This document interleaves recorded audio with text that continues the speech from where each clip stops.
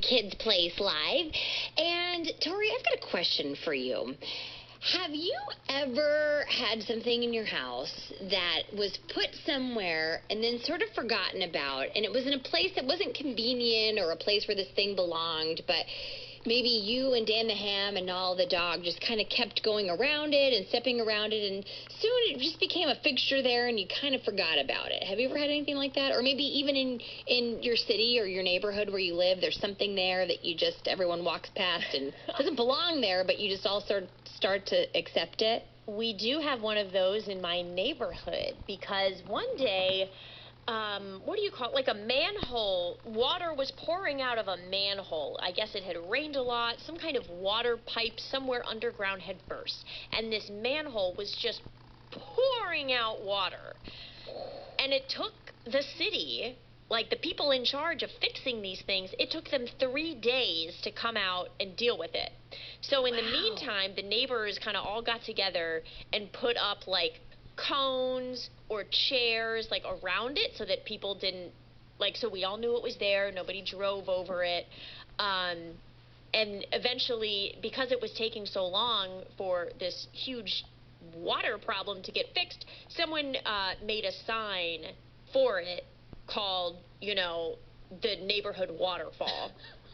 And people would come and take pictures with the sign. It had a little hashtag going on Instagram for a little while. And you know what? When it got fixed and all those cones went away and it was all dried up, I missed it a little. You missed it. Okay, so an exploding water-filled manhole became your neighborhood's waterfall. It's fountain. And people started to accept it. That is so interesting that you say that, Tori, because I've got a story for you out of Italy, where in 1974, a man named Angelo Frigolent, he parked his car outside of the business that he ran with his wife every day. He would just park it there in front of the business, and then he'd end the day for work, and then he'd drive it home, and every day he'd do this again. Well, one day, he parked his car in front of the business, and he just never moved it again. I guess he maybe walked home, he was done with the car, whatever, but he never moved the car again.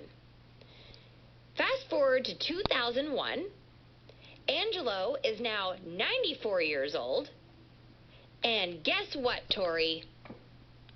The car is still in the exact spot where he parked it that fateful day in 1974. Almost 40 years ago? Mm-hmm.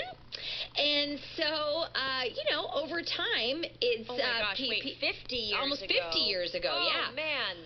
So over time, people, I'm sure for a while there were, and this car is it's in bad shape. Cute car once upon a time, but now it's in bad shape. So, people, I'm sure, for the first few years, maybe first few months even, were thinking, wow, is anyone ever going to move this car? I mean, it's illegally parked. It's an actual parking spot.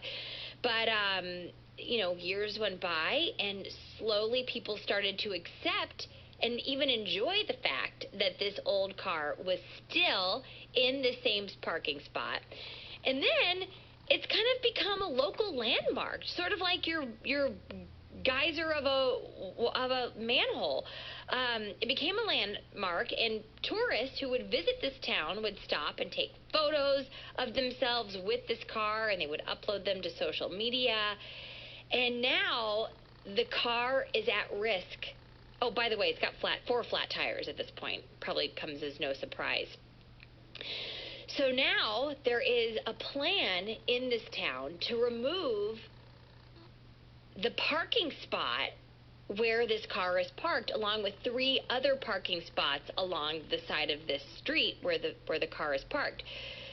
So, the locals who have since grown to love this car that has not moved since 1974 from its parking spot on the street are trying to come up with a way to move this vehicle to a place where it can continue to be admired by people who come visit.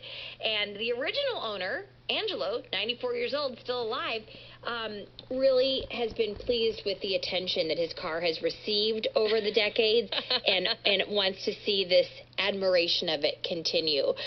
So I just love the fact this guy is probably just walking down the street casually every now and then saying, oh, yeah, my car's still there. Oh, yeah, there's people taking pictures outside of it. But this gray, the car was called a Lancia Fulvia. I've never heard, it's a European car. I've never heard of one before. It must have been cute back in the day. Bad shape now. But I just love the fact that this car parked in the same spot for almost 50 years. Oh, boy. We've got a bike, Tori, out the street in front of us, across the street. There is a bike perched up next to a telephone pole, and it's been there now for 4 days. And I keep meaning to maybe send a note to, like, the neighborhood association saying, hey, does this bike belong to anyone? But yesterday I thought, no, I'm curious to see how long this bike lasts there. I mean, surely someone's going to eventually just take it, even if it's not theirs, I'm guessing. So I think someone abandoned this bike on the side of our street. I don't know. So I would love to know, if you're listening right now, if you've got a story of something that your family or your neighborhood or your neighbors, something that's existed in one spot where it doesn't belong, but everyone just grows to accept it. You get so used to this thing being in the wrong spot that it stops bothering you after a while. You just kind of work around it. It becomes a fixture in your life. So if you've got a story like this, kids or grown-ups, give us a call now, 1-866-328-2345.